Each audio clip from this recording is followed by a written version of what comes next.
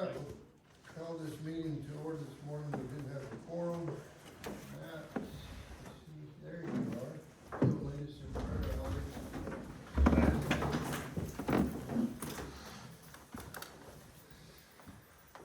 Dear Lord, we want to take a moment as we start today to thank you for your many blessings for us in Fisher County. You have certainly watched out for us and had your hand upon us. We pray that you continue to do so, and that you guide the discussions that are here today. You help us to show evidence of your spirit in this room of love, joy, peace, patience, kindness, gentleness, self-control, as we discuss matters and as we are aimed to be good stewards of the things you have given us in this county. We want to lift all these things up to you today in Jesus' name. Amen. Amen. Join me in the pledge. I pledge Allegiance to the flag of the United States of America and to the republic for which it stands, one nation, under God, indivisible, with liberty and justice for all.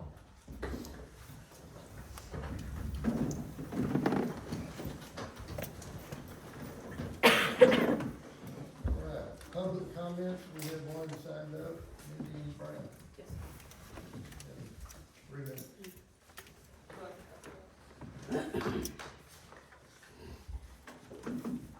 I'm Mindy Brown. My family and I live in the city of Roby. I'm here because we have a dog problem that should never exist, particularly due to negligent pet owners. October 12, 2023, I discovered that Roby does in fact have a city ordinance for animal control. Ordinance 6308 was signed by Mayor Eli Cepeda and attested by City Manager Jack Brown October 9, 2018. However, this ordinance has never been mentioned to us, even though my husband and I have been to several city and county officials numerous times over this issue. In the last year and a half, the Sheriff's Department has been notified 14 times, either by calls and or written statements with witnesses, photos, and or videos of evidence. My husband and I attended the City Council meeting May the 11th of 2023, where Mayor Eli Cepeda stated no one in my town is above the law. Clearly, this isn't the case, as these owners continue to violate in keeping their dogs on their property, yet not a single citation has been written. They continue to violate section 1-23, dogs at large, on a daily basis several times a day, as well as section 1-25, vicious animals. And according to section 1-30 and 1-31 of the city ordinance, these offenses are considered a Class C misdemeanor, as well as a fine not to exceed $500 for each offense. On October 10th, 2023, after the commissioners meeting, I spoke with Sheriff Simon Wade, who had no short-term solutions for this issue.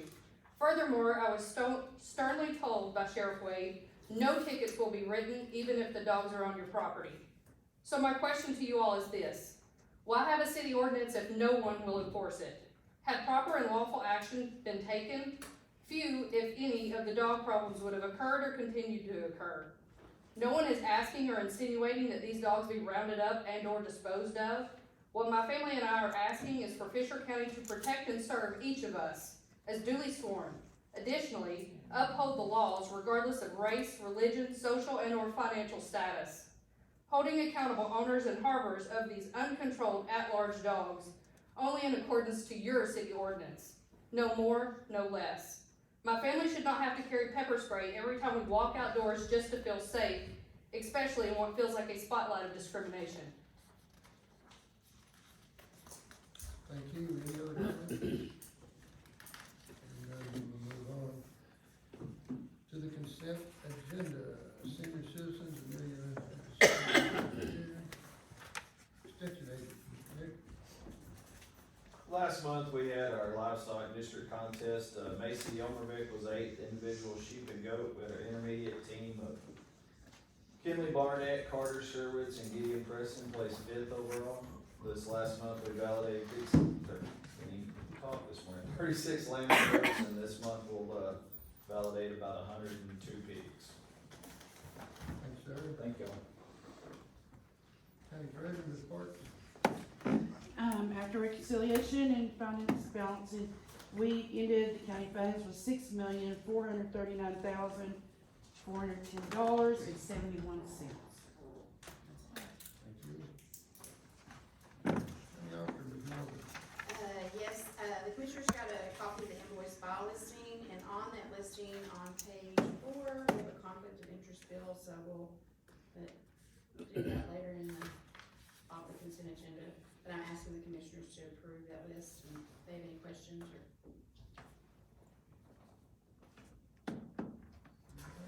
Law enforcement, Sheriff Wade. Good morning, Your Honor. Good morning, Commissioners. For the last month, we've had a total of 142 calls. 53 of those were for EMS, 13 were fire, 71 for the Sheriff's Office, and 5 for DPS. Those numbers are consistent. We haven't slowed down. We haven't really picked up. Everything remains approximately the same. What doesn't remain the same is the amount of personnel we have. We've hired a couple extra individuals. They're going through the hiring process and training process and background investigation, all that stuff. And we'll get them onto a schedule and a rotation as soon as we can. A couple things I wanted to tell you about. There's been a couple concerns brought to my attention. One of them was the hiring process for the law enforcement center. I wanted to make sure you guys are aware of. Now, last Thursday, I dropped I think almost 45 pages off with Joy so that you guys could have that stuff and review it over the weekend. When you go onto the Fisher County website, there's an application to be a law enforcement officer over there. You fill that out. That's a basic application and information and stuff that goes to HR at Gina Parks. What happens once you get over to the law enforcement center is all of this. This is a requirement from the state of Texas. I am not allowed to deviate it from any way, shape, or form. And I want you guys to have a copy of this, because the very first page right here tells you everything you have to do.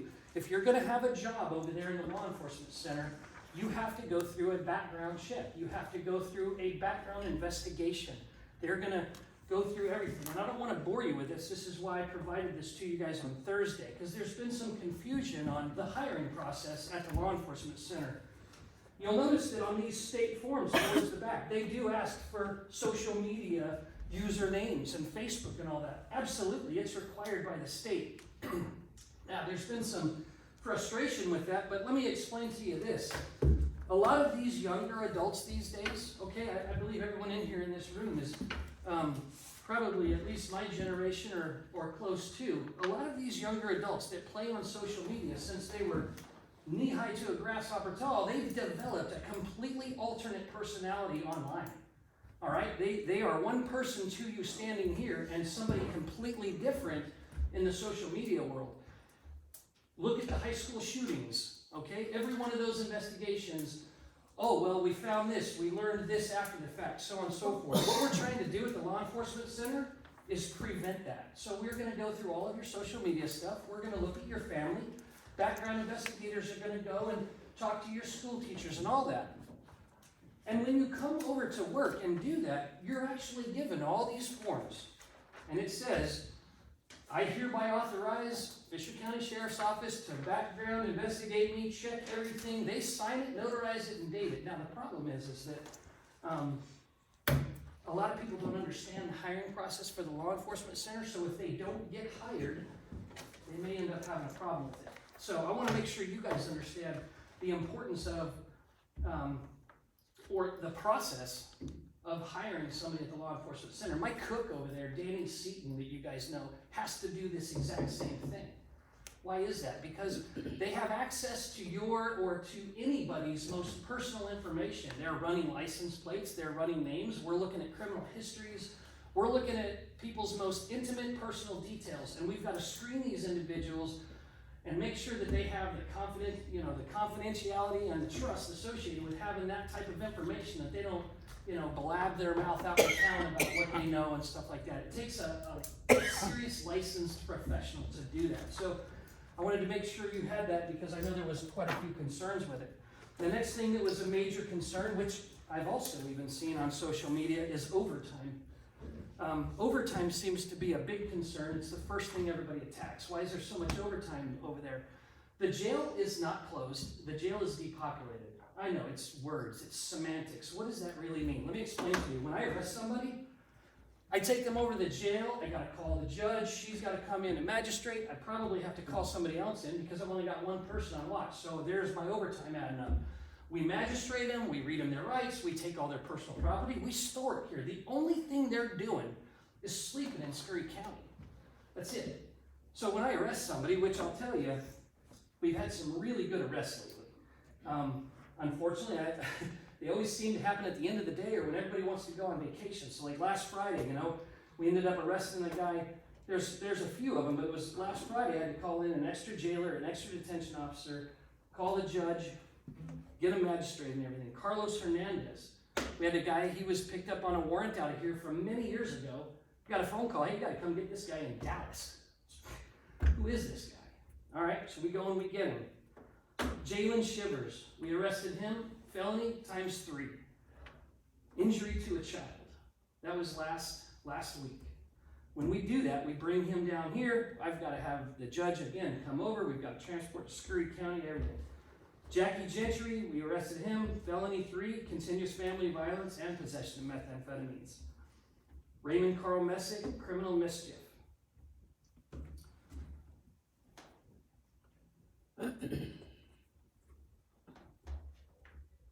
Gentlemen, barring any questions, that's all I have. Want to address the trash? Yes, sir.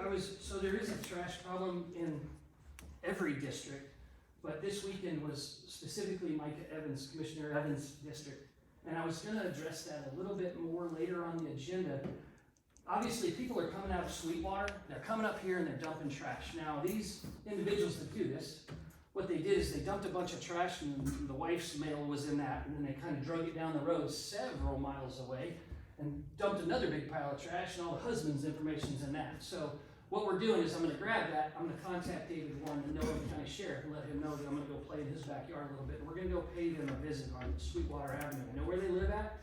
My recommendation is, obviously, I'm gonna talk to the judge and we're gonna cite him for that. I believe that, so we might as well just talk about it now. Mike Evans, all of his guys right now as we speak, I understand, are getting their heavy equipment and their front end loader and all that stuff, and they're going out to pick up trash. Super inconvenient, totally throws off the schedule, I get it.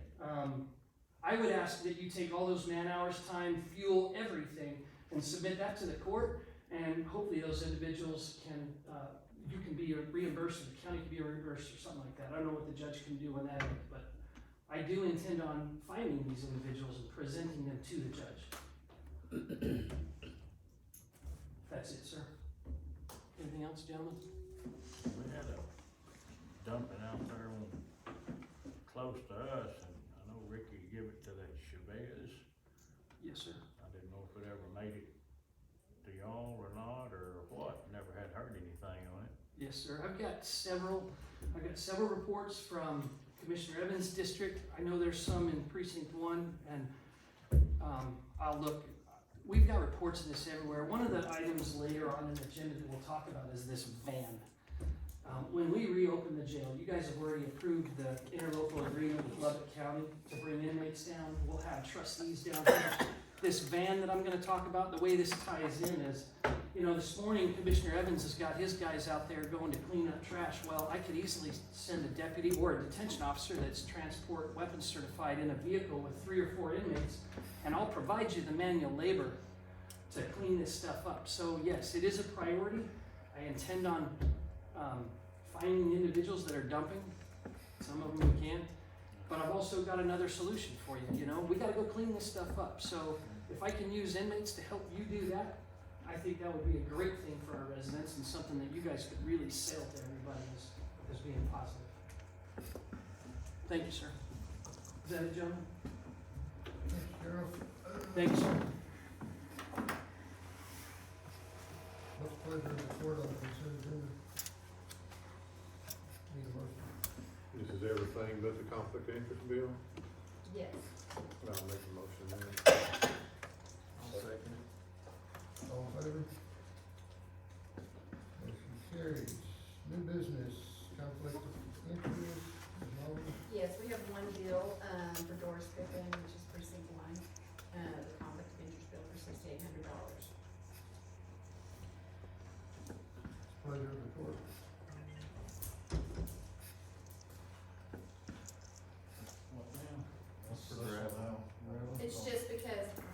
doors. It's just a butcher bill. So every time we get material, it's a conflict of interest? No, just for him, cause he's Kinda.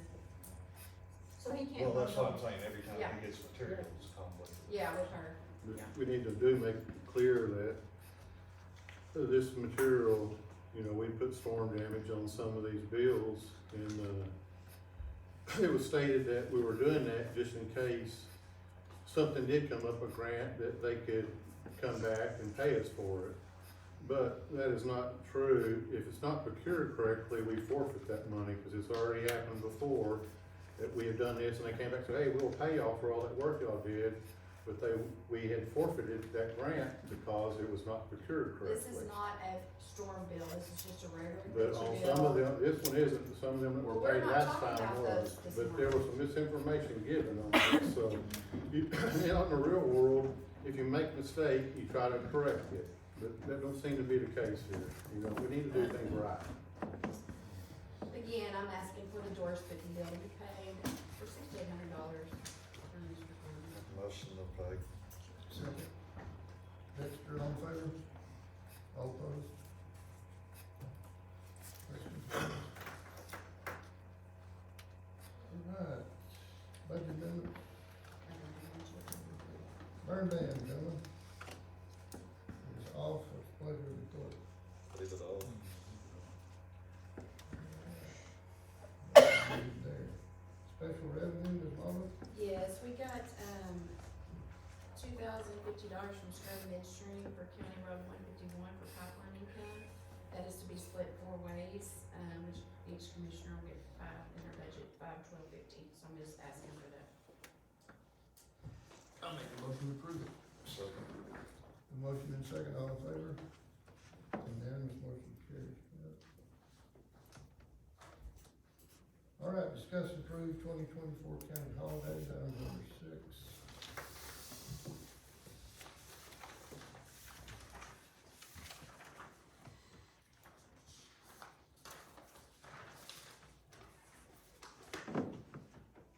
We had one, or was I asleep last year? Same as last year. 13, now we got 14. No, it's the same. Same It's the same as last year. I'll make the motion to approve the holiday schedule. Second. A motion and second, all in favor? Unanimous, that motion carries. Item number 7, discuss and approve damage to vehicle, County Road 324, Mr. Tankersley, Mr. Elrod. Well, Rodney come visit with me on that, but my understanding is that it done been paid to the dent shop already to get it fixed. And that was the way it's supposed to work. Rodney's supposed to be here this morning, but, I guess if he's not, well,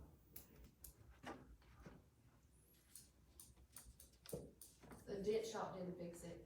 No.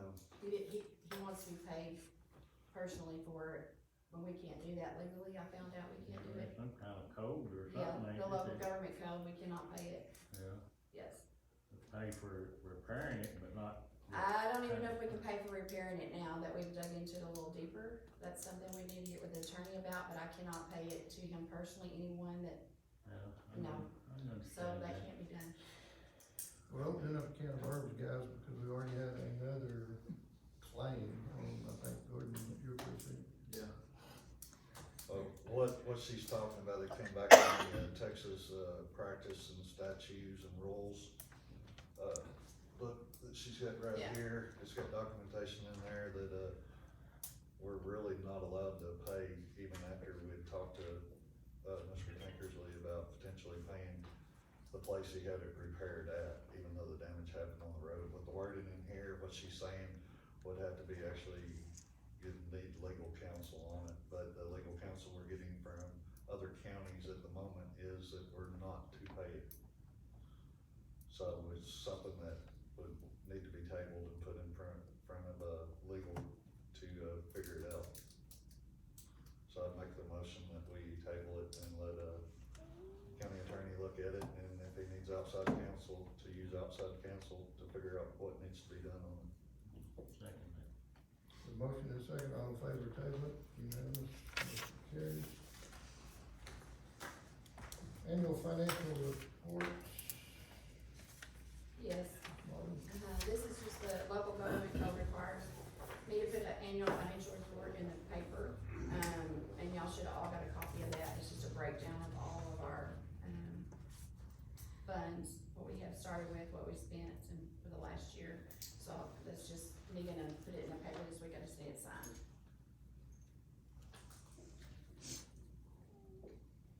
So just discussion or? Yeah, they just gonna sign it.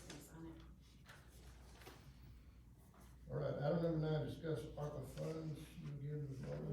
Yes, apparently this morning. I just wanted y'all to know where we're at on the ARPA funds. We have until March the 24th to allocate or designate where we're gonna use those funds. We started out with $743,933 that we received. We spent, $460,000, and we've got 283 left right now. We gave the law enforcement center $54,580.47. We spent $213,711 on the water grant, which was a really good thing. We gave the junior livestock the barn lights for $1,165. And the courthouse, we got new AC and the tree trimming for the courthouse, $145,359. What was the breakdown on that, the tree and the air conditioner separate? It's on that sheet. There's a sheet you got provided for that, I believe. I think They did like have the breakdown. I have it right here, if you want to look It's at it. got the picture in there. Okay, that's got everything on it. And then election trailer for Pat, the elections for $1,500. I think we got paid back a little bit on insurance on that. And then obviously Grant Works, who does that for us, was $43,000. So that's kind of the breakdown of where the money has been spent and what we have left, so. All right, item number 10, discuss and approve changes to overtime pay or comp time with parks. Yes, I've been working with, the human resource consultant with Texas Association of Counties. And she's been kind of assisting me with going through our handbook and our policy and procedures of how we've been doing things. And one of the things that she drew to my attention was that the overtime / comp time, we have to decide one way or the other. Either we pay the overtime or we comp the time across the board. Now, the law enforcement is a little bit different beast because they function over the 207K. And throughout the courts in the past, prior to you, Micah, y'all voted to pay them their overtime. Because it's hard, because we always have such a high turnover over there. A lot of them can't even use their paid time off, their vacation or personal time to be off because we're always so shorthanded that the comp time would be almost impossible for them to use. And then year before last, when y'all guys get overtime, go out to help with the fire or whatever, it was added into y'all's budget in your part-time and overtime fund to pay your guys. Yet the ladies of the courthouse, who also get a small amount of overtime each week, they're having to be comped their time. Which some of them have been using that to use for their time off. But I'm being told that we can't do one and not the other. It has to be fair across the board. So if we're gonna pay the precinct guys their overtime, we have to pay the ladies at the courthouse their overtime. The jail, when the jail is closed and their jail's not open, and the jail staff is not operating at 80% as a jailer, they fall into the same bucket with us. They don't fall under that 207K. So I'm coming to you guys to hopefully request that we just pay the overtime across the board instead of doing the comp time. It would be easier, we would have, be one less thing we'd have to keep track of, and be one and done. Why do we have comp, or overtime at the courthouse? Well, you have several offices that they come in early and they work through lunch. And according to the Texas Labor Board, if you work through lunch, if you're required to answer the phone or greet a customer or talk to anyone as far as your work duties, even though you may be sitting there eating a sandwich, if you have to stop and go back and forth, that is called a working lunch. So because the ladies stay open during the lunch hour, there's a lot of people from the county that come and do their business on their lunch hour. Some of them, one office I'm gonna bring up, they come in early to close their business day in the morning instead of at the end of the day, because there's 254 counties in the state of Texas, all running the same software that they're running. And if everybody closes at the end of the day, it bogs up. Their system is already slow because it's software of the state of Texas. So they choose to do their closeout in the morning, so, because there's not as many people trying to close out at the same time. And that way they're open all those hours. So there's some of the purposes. There's sometimes when the office is fixing to close and a customer comes up at that time. What do they tell them? Sorry, see you, come back tomorrow? They stay 30 minutes late. How often does that happen, you think? I mean, Pat, help me out here. I know it happens in your office from That time happens to in time. office quite frequently, but I can't tell you. I know it happens in Angie's. Yeah, Johnny Lou and them, I know it happens. Johnny Lou, a lot, Yeah, it happens a lot to them. you know. So what are the hours of these offices in this courthouse? Everyone's different, and each elected official, it's their decision and their call to decide the hours in which they can be open. The court does not control their office hours. So do they post their hours 7 to 3 or 7 to 1 or? I can't speak to that. That's how it's posted, I think. Yeah, I think mine are still. I mean, everybody's office should have their hours posted, what I, time they're I'll gonna be, be here, what I'll be time they're honest, gonna I've leave. seen the hours posted on some of the offices, and then it comes down, and then it goes back up, and then it comes down. Then sometimes they've changed some hours. I mean, it flip-flops around different, I can't, Well, again, that's something that's called the an main elected thing is, office. it's just like your guys, you tell them what hours to Yeah. work, when it depends on what's Yeah. going on, and that's Right. kind of my office, we have ours set through lunch, because my landmen come, or whoever comes, and they need to come at lunch, so we do 8 to 4. And with doing this, is it gonna keep each office within their budget? Nope. That's the big question That would right have there. to be, that would have to be discussed. Now, you guys have it in your budget. The ladies of these other offices do not, you're correct. We use our part-time money for our overtime, so it takes away Right. from part-time when we do Right. work overtime. Correct. We never know when a big storm's coming, a big fire's coming. Uh, We work 7 to 5. Yeah. That's our set hours, but sometimes it rains, it floods, we have to go cone roads, we have to fight fires, I understand that, and so it's And kinda Gordon, I am not negating any of it, I am not trying to police anybody's. I'm just trying to say that it needs to be fair. If we're gonna do the guys, we should do the ladies, and according to the Department of Labor, you can't, it'd be like me saying, your guys get 50 hours of time off, but you don't get any time off. If you've been here, both of you guys, you've been here a year, you've been here a year, sorry, I don't care about you, I only care about you. We can't do that. It has to be the same across the board to each. Could, offices in the courthouse do it like the commissioners are doing it, take it out of their part-time and pay their overtime, or? Not all offices have that. No, I don't think anybody has. No. part-time. Nobody has a full-time, has a part-time. Right. So overall, I mean, what type of budget are you asking for on this? Because that's the big thing, just approving it, you're That- approving something, but where does it affect the budget? Those are the numbers we need to be That I able to see. can't really give you bona fide answers, cause every office is different, every office is unique. But you could go back a year from last year, If and we you could ran look it at a what year- was actually ran to get an overall basis of what My- you're asking for. This would be just a suggestion, and I've kinda talked to Becky about it a little bit, and I did talk to Judge a little bit about it.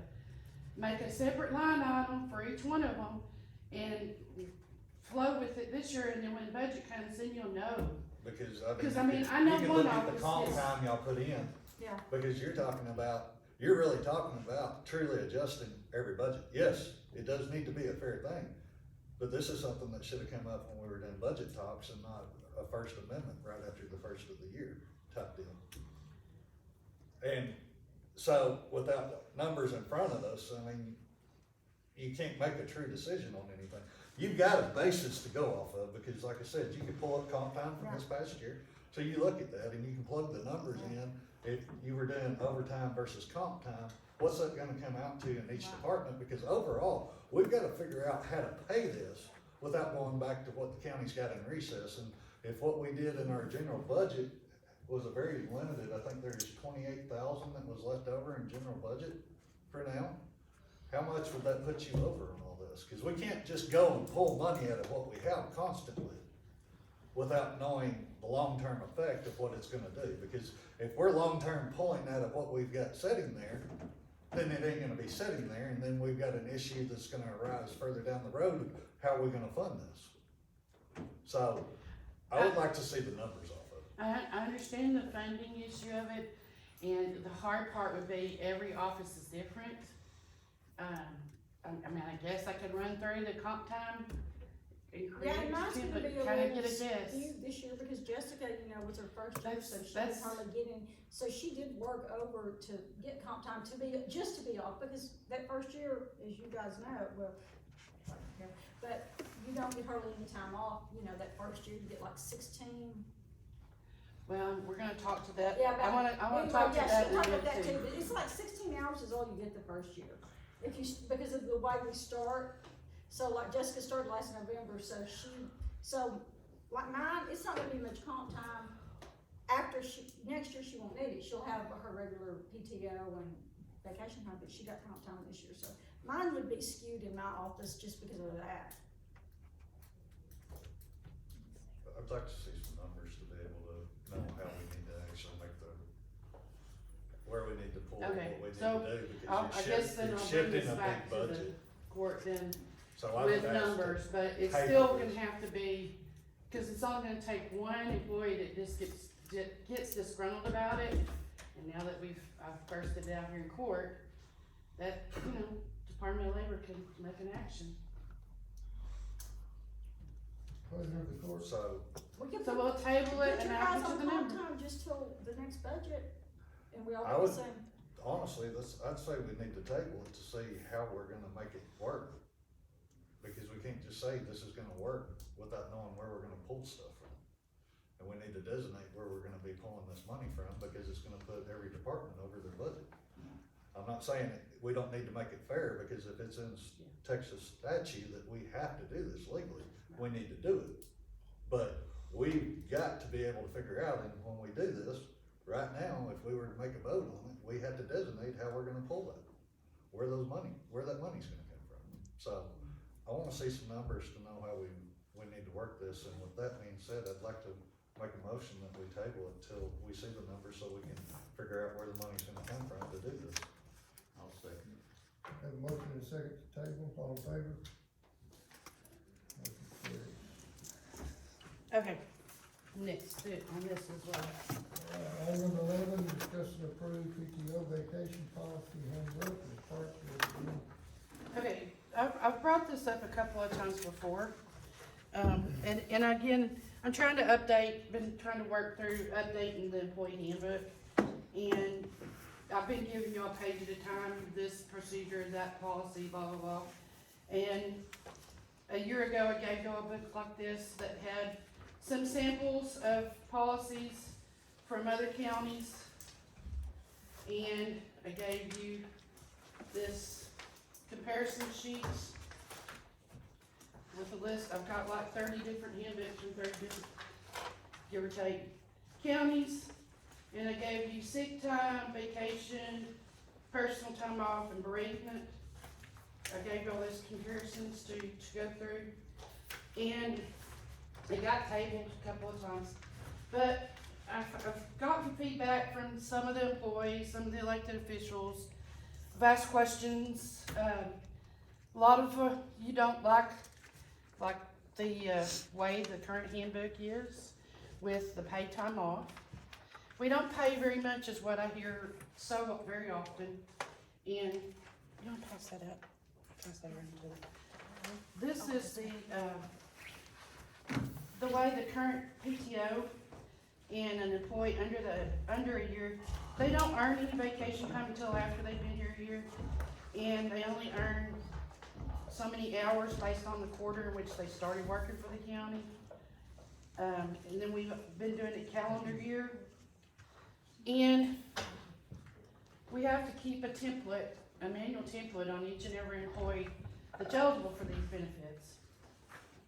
So in talking with a couple of you commissioners, you know, I asked questions about what your thoughts were. And I was told by a couple of you that just present us an option and let us talk about it instead of overwhelming us with too much. So maybe I gave too much, sorry. Just trying to be thorough. So here is what I would like to propose. I would like to propose that since sick time at one point, and I've looked at our 2006, 2011, and 2018 former employee handbooks, and over time, sick time was done away with and it became personal time. So they could use it how they wanted. It got flip-flopped, sick time used to roll over and vacation didn't, and then it got flip-flopped and now it's vacation rolls over and sick time's gone away and PTO, it's a use it or lose it by December 31st. So what I would like to propose, I saw this in a couple of counties. They did this and they did away with sick, vacation, PTO, and bereavement, and they combined it all into one bucket, and they just call it paid time off, period. Their employees earn so much per payroll of time based on how long they've been with the county, and over time, they earn, and this is my proposal. And Brenda's gonna bring y'all a copy of it. I'm proposing that instead we go to just a paid time off only, because we have so many issues when they're doing timesheets. They'll put on their timesheet they want to use PTO. Well, they don't have any PTO time left. So me and Brandy are having to correct it and change it. Look and see, do they have vacation? Yeah, they have vacation. Change it to vacation. Or call them back saying, you don't have any PTO, you don't have any vacation, you've used everything, or you didn't have anything at all. So you have to change your timesheet because you can't put on there something you don't have. So if we went to the one item only, the paid time off only, I think it would be just an easier process for not only us in payroll and HR, but across the board for the employees also. And since we don't pay very much, the time off benefits is a way to kind of, you know, give our employees something better, a perk, based on their tenure with us. So in the sheets I gave you in the proposal, under 1 year, they would begin earning 3.077 per payroll upon their start. That would equal up to, after 26 payrolls, that's 1 year, 80 hours, that's 2 weeks. So in doing that, after 3 months with the county, they will have earned 18 hours of vacation, or paid time off. After 6 months, they will have earned 40. After 9 months, they would earn 58, and of course, after a year, they would earn 80. I would like to put a stipulation in there, though, that they can't use any of that time until 6 months with the county, as an incentive. And also, that's why I put the different levels, 1 through 4, 5 through 9, the 10 through 14, and the 15 plus. Because our current policies, what we have right now is there are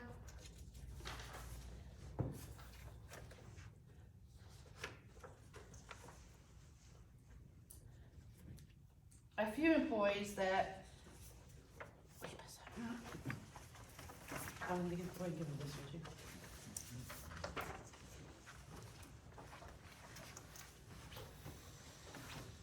On January 1, when we go to give them paid time back, I can't give them any more time, especially one of our employees that's been with the county. On January 1st, she will have been here 18 years and 6 months. And she won't get any more time off because she has, for one, she's one that gets overtime, so her comp time she has to use first. So when she does take time off, she uses the comp time first to clear that bank. Then she uses the PTO because she's got to use it before December 31st before she loses it.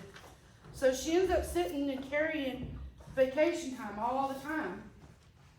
And she never can use it, but she feels, or, I feel like she's been penalized for being with the county for 18 years because she's not getting any more benefits. And then you have another employee that's over here that's been here 7 years and 7 months with the county, and she's in the same predicament because of the max. And there's another employee that's 5 years and 8 months, and she can't get 80 hours of her time because she happens to work over at the law enforcement center, and she can never take off.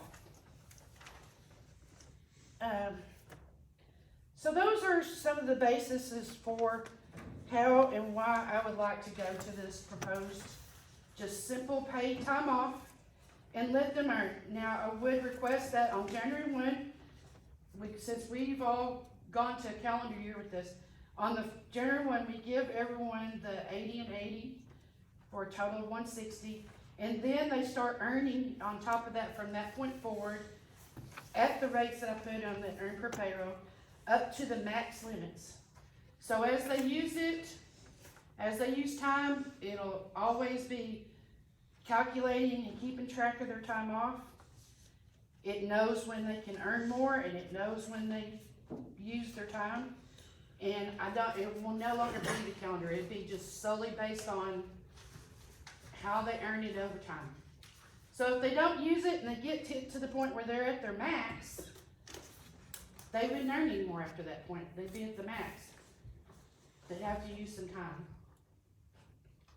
But this would give that 18-year employee more than 240. It would put her to 400 of the max.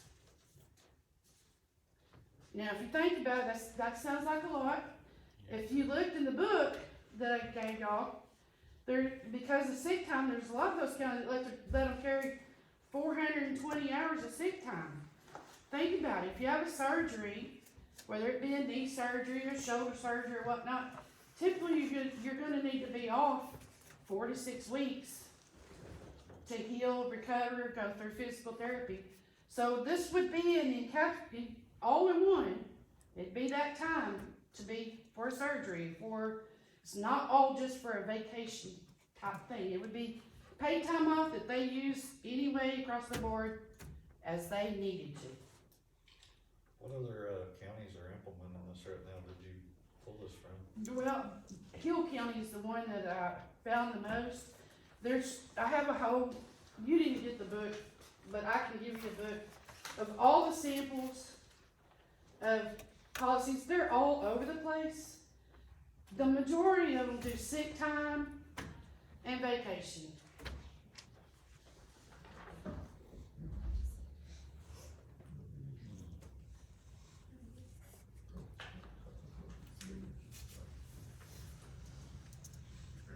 Here's the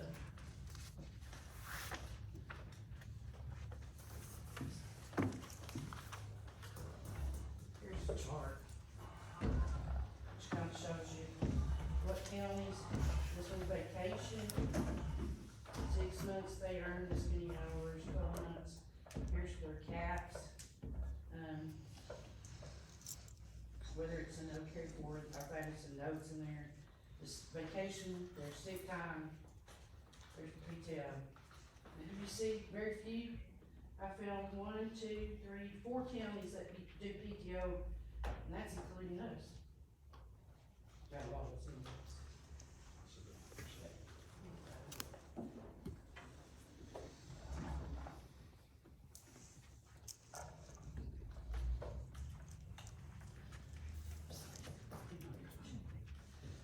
Anyway, this is just a proposal at this point. I figured you guys might wanna look it over, talk about it, think about it, but I think the earning more for employees and time off, paid off, time off benefits would help with the rapport around here. Kind of offset some of the lack in pay that year. We don't pay enough. And reward some of these employees that, like I said, you know, if you look at that current list that Brady just handed out, you have several. 18 years, 6 months, 7 years, 7 months, 6 years, 1 month, 5 years, 8 months, 5 years, 6 months, 4 years, 2 months, 4 years, 1 month, 3 years, 9 months. We have a lot of employees that have been with us for some time that, you know, they're not getting the longevity yet. So I get longevity too with this? No, they only get longevity unless it's 5 years. Yeah, you get longevity You get both, don't you? after 5 years. After 5 years. God. Well, I can see running the PTO and the sick time and vacation and all that into one deal. As far as that goes, looks like that would simplify it some. You're either there or you're not. you Yeah. know, As far as that goes. Yeah.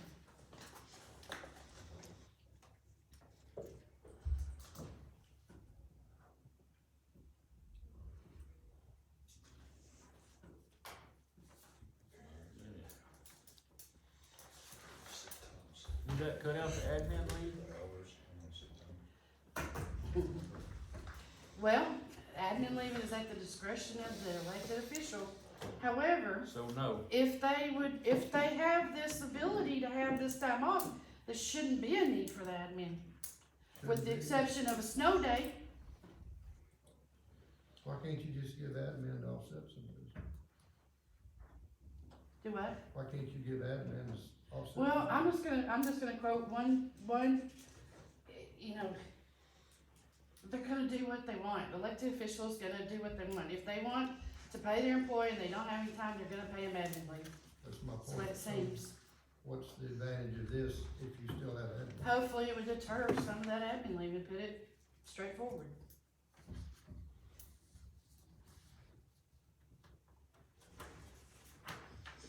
To where they wouldn't have to use the admin leave.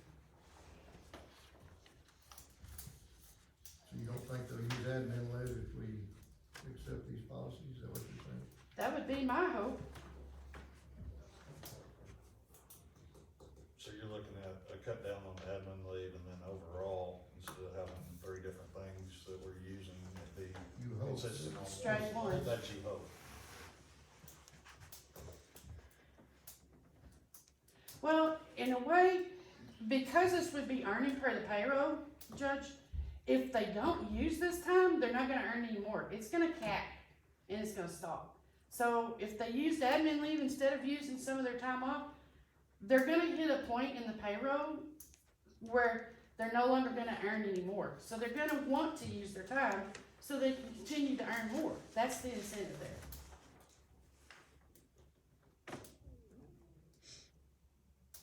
So if they used admin leave, they wouldn't be using their time off, and eventually they're gonna hit a point, like I said, where especially earning at the rates on the 5 to 9 and 10 to 14, where it's gonna stop and they're gonna cap at their max of 320, 240, or 400. So they're gonna wanna use more, they're gonna wanna use their time, because they won't be able to earn any more if they don't. Did you just pull this off the side, or did you actually talk to somebody in Hill with all of this? I'll be real honest with you, Micah. I have been working on this for probably the last 2 years. Yes, ma'am. I have gone to conferences, I've sat down with other treasurers, we've talked about it, it's been at my conference. I've sat down with the the lady with, our HR lady from TAC, you know, several of them, that's how I got several of, some of them put theirs on their website, but very few, most of them I had them, they emailed it to me. That's how I got a copy of their employee handbook. You have the treasurer of Hill County pretty well. I do not. Me It just changed, so I do not. I can see benefits and drawbacks on doing this, to be honest. It's something I would like to talk to to the county that's doing it, to see. Well, See the it's changes going every forward. one is different, so they're not the only one. But They're the main ones that did put it where they're the main one that put it where it's all in one. Like I said, they encapsulated even bereavement time. I didn't push to put bereavement time in there, but it could be thrown in a batch. I think it would be a benefit to get it all in one line item or whatever, just simplify things and everybody can sort of be on the same page around here. Well, it would simplify it for me doing my time cards, I know that. Yeah. Because I don't get their thing that says how much how much comp time or how much vacation they have. I don't get that. You know, it's on your paychecks, but I don't see their paychecks. You know, I don't see that part. So I have to call Junior and sometimes say, hey, you know, they were off, I know they got time, do you know how much comp I wanna verify it before I put it in the timesheet? You know, I don't know if it's vacation or comp or, you know, PTO, so I'm having to verify what we're doing. I wanna make sure they told me that, but, you know, I wanna make sure that they do have that time. So it'd make it nice to have it all under one thing, and then it wouldn't matter, you could just write it down and go on. I agree. My hope here is this is the last piece of update to the employee handbook that I'm wanting to do, to roll out a new handbook in January. Is that a promise? It's not a promise, I said it's a hope. It's a hope. I would just like, this is a major change of what it's doing. I see the benefits of it and the drawbacks, like I said. Yeah. It's something I would like to talk to a county or two that are doing it before we truly move forward with doing it personally. Make a motion.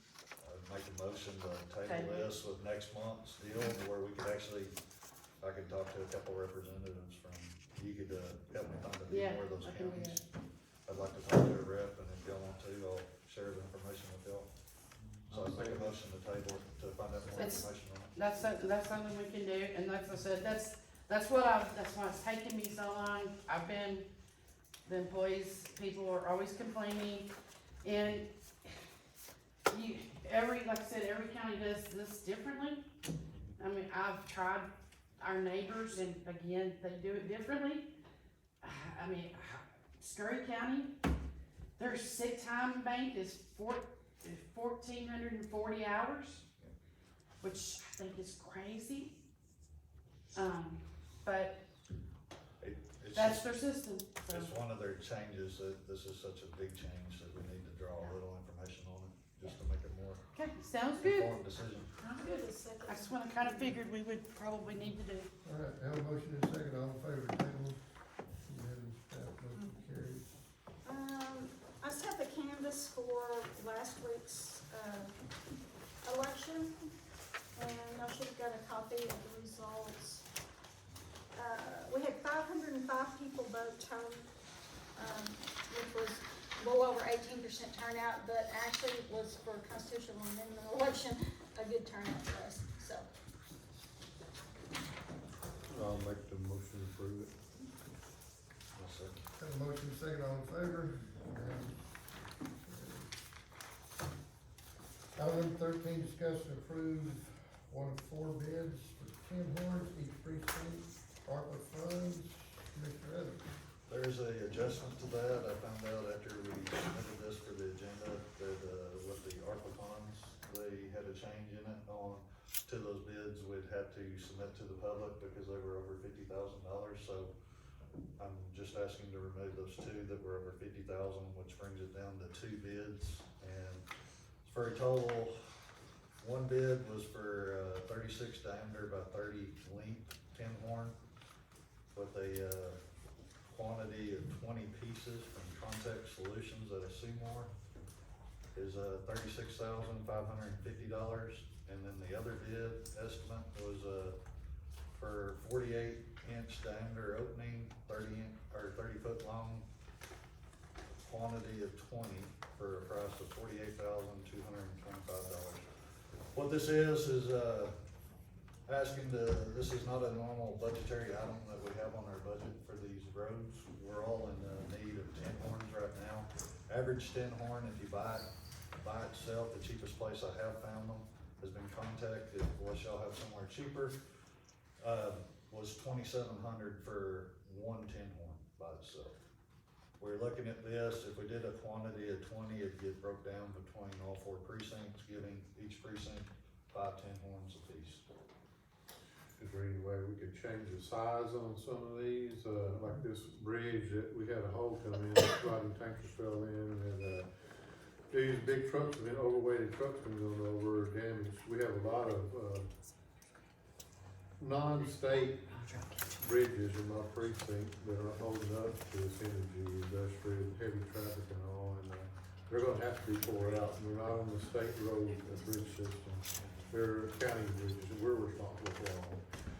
And, these small culverts, when we're so deep, they just won't work. I need like an 8-foot one just for that one bridge, to replace it, and it needs to be poured out now, to repair it, and fix it correctly.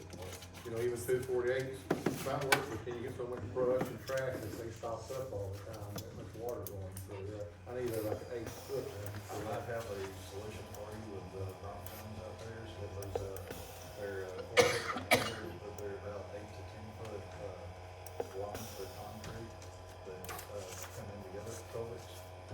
They're 4 foot diameter. That's the problem, all the trash, tree brush and stuff coming through, it'll stop. I think it was 4 foot, it is 4 to 5. They're the bigger one on it, but what I was gonna say is, if we approve one of these, we can always come back and put in a bid for some small ones, because that is an issue in other places with these smaller. I know we definitely need these, but I know we're limited on, ARPA funds. We got 280 something, I believe our sheriff's got about another 80 something thousand coming up here in a minute, so that leaves 200,000 is gonna be all left we're gonna have. And we need these other culverts. I have 3 bridges right now I need to tear out. I've already tore out 4 and replaced them with the savings to the county over $5 million. One of the bridges, the state was at 1.3 million to replace, and we replaced it ourselves with an 8-foot culvert. It's the savings of taxpayers, and I can do that for 3 more bridges. But I don't have it in my funds, you know, I would've been saving money from the pipeline and all, we divided that up 4 ways, so there's no way I'm gonna go save up any more money to get these projects done. So, why can we not just, divide that 200,000's left 4 ways, 50,000 apiece, and we can buy what size we want? And I need to go out there and do some measuring, do some math, how big, how long. Some of these are so deep, even a 30-foot may not be long enough, because you have so much of a slope coming down on it, the road won't be wide enough, you know? Well, on the ARPA funds, we can give that designation on that. If I don't you believe we can't can divide divide this it. to cash, you Can't can't divide divide the cash to precinct. Yeah, but if we get what size culverts we want, up to 50,000, we can do that. It's a budgeted item, Well, so. we could even do over 50, but if we were to do over 50, we've got to post it Gotta go through for 72 hours like we were purchasing an item of 50 normally out of our budget on that. That's why we had to drop the other 2 estimates out of this, because they're over the 50,000 mark. But if he bought it out of his precinct, we could designate him so much money to buy what he needed. Well, we can just come in and even get another bid if you're wanting like certain size tin horn. We can step out and call them and have them send a bid, because it took a week and a half just to get these bids. You know, You can't just give the money, because they have to go in there and say exactly what you bought it for, and they have to make all this paperwork. And after you're out, coming back would be better, and then it's not, don't worry about it being a budget item if you can't, or that's something up and above, if we can, so the person can do it. I just wanna get the right item. I can give you the information for the guy, we can call him, talk to him, we can get another bid and put in for what you need. But like I said, it took about a week to get this they sent me the wrong bid, or the wrong estimates the first time.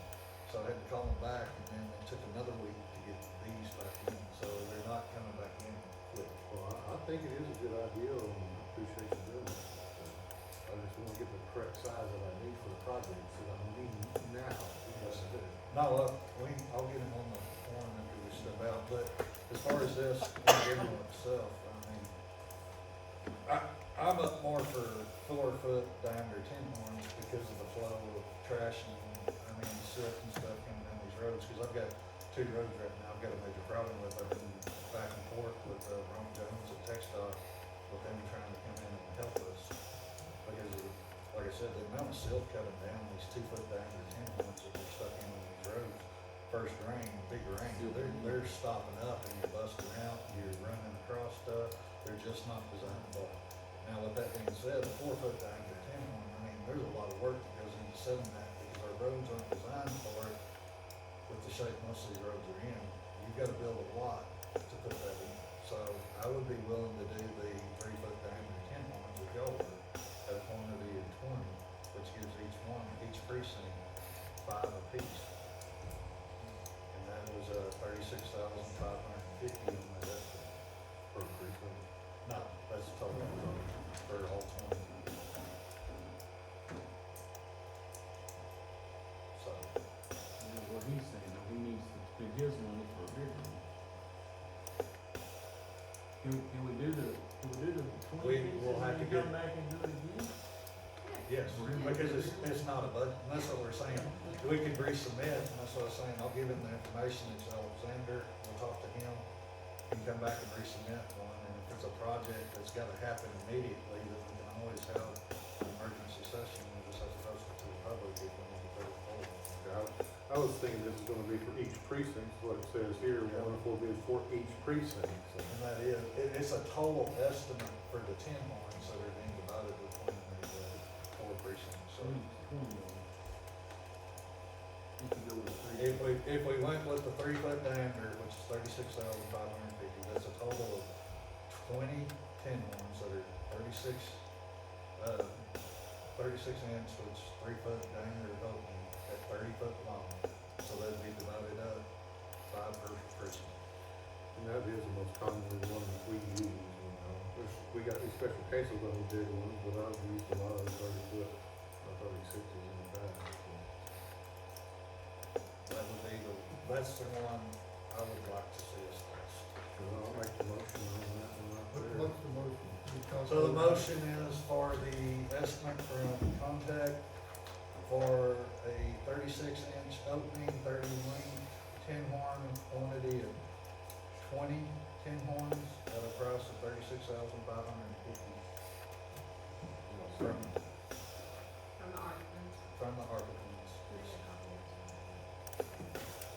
You can have this one. Do I have a second?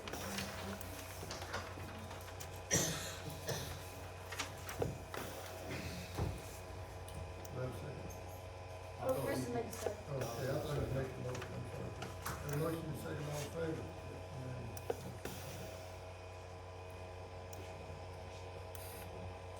Alright, item 14, discuss and approve 5,000 gallon poly tanks for TechStop and Ford. Alright, speaking with Ron Jones, out there, every year, each precinct is allotted a, LGA allotment, that's $16,000. And that's where our, millings come from the state department, is out of that. They have 5,000 gallon, poly storage water tanks that are stand-up tanks out at the, TechStop lot out here on 180 right now. And what they're looking to do is, they wanna get rid of these tanks, they're good tanks, when we looked at them last week, they valued them at $250 on it, and, the value doesn't take away anything from what you got. This would be addition to the LGA that we already received from them, they're just gonna add this on to the LGA, so it's not costing the county anything to receive these tanks, they just wanna know if they wanna take them. Like I said, they've only got 2 on the yard here. Ron Jones got back to me Friday and said he had another 5,000 that he may be able to pull somewhere locally off of another TechStop yard. and there's probably a couple 2,000 gallon tanks that if we wanted to do something like that, he might be able to get us. And if any more 5,000s come up, he would try to get it, and that would be addition to this, 1 on 2 LGOs. I know one reason I was looking at it is, we've been using nurse tank, and we've been touching some roads for water and stuff down on the roads. We're having to drive back to Roby to fill up from Capitola or wherever we are constantly. A lot of fuel, a lot of wear and tear and stuff, and if we had a storage tank at our facilities that are precinct points, then we're not having to put as much mileage, we're not having to burn as much fuel our time going forward. I would like to receive one of these tanks now for some of the work we've got going on, but we can come up with more tanks. I think it's a good idea. What was in them tanks, you know? It was salt water. Salt water. I'll make the motion to approve. A motion and a second. All in favor? Motion carries. Item number 16, discuss and approve in regard to trash millings being donated. This goes back to our LGA, when, we were picking up our LGA allotment for the year on, Bronx Jones. We're giving them out of the, Roscoe area, which was at, business 84 and, 84 intersection there north of Roscoe. We noticed they had a lot of, what we refer to as trash melons that they pulled up off the road, that was piled up out there. Talked to Bronx Jones about it, he talked to his, superiors about it, that said they would give us the material if we wanted it. They don't have the greatest estimate they can get us on it was it is about 200 yards of material, give or take, out there. Like to get it approved and we can split it between precincts if we need to, 50 yards of precinct, whatever y'all wanna do. But I would like to get approval to get the material. I'll make the That's being motion donated. to approve it. I'll second it. We have a motion and a second, all in favor? Motion carries. All right, item number 16, discuss and approve opportunity to purchase handheld model radio. Sure, $30,000 purchase cost. Thank you, Your Honor. First, if I may, provide some information unrelated to this agenda item that I forgot. Everybody's talking about overtime and stuff. We're 1 month and 13 days into this fiscal year, and what I wanted to provide to you guys was the actual numbers of overtime, because it's been very concerning, and it's always been a concern at the jail. I've used exactly 1% of that budget so far. So far this month, we've saved $4,184 that we didn't use out of our overtime budget just because we're short on personnel, or we're covering each other. We're doing everything we can to mitigate the amount of overtime that we have. I just wanted to make sure that you guys had the actual numbers of what we've been spending, because overtime is real easy to poke at. On these radios, gentlemen, this bid that's before you is from Motorola. These are handheld radios. We need to upgrade our radios. The handheld radios that we have, and I believe you guys have radios as well. I know there's one sitting in the judge's office. They're just completely outdated. I actually don't even have enough handheld radios for my officers right now. Now, I'm 2 deputies short, so I've got enough radios. But none of them really match. I don't know how they were purchased or how they were acquired or anything like that. The main concern I have that I discovered during our Fisher County rodeo was that I have no ability to talk to any of my deputies secure at all. None of our communications are encrypted. Everybody's got a scanner, and most of the time I can't talk to anybody. So these radios, I went out to Motorola and I said, listen, I need you to come out to Fisher County and do a site survey on elevation. I've got quite a bit of experience with communications and stuff like that. And I said, you need to come out here and show me the handheld radio that will actually work in this area for this terrain. And this is the item they came up with. It's not the best handheld radio that's out there, but it is what will work here. That's really all I have to say about these handheld radios, gentlemen. If you have any questions. This is for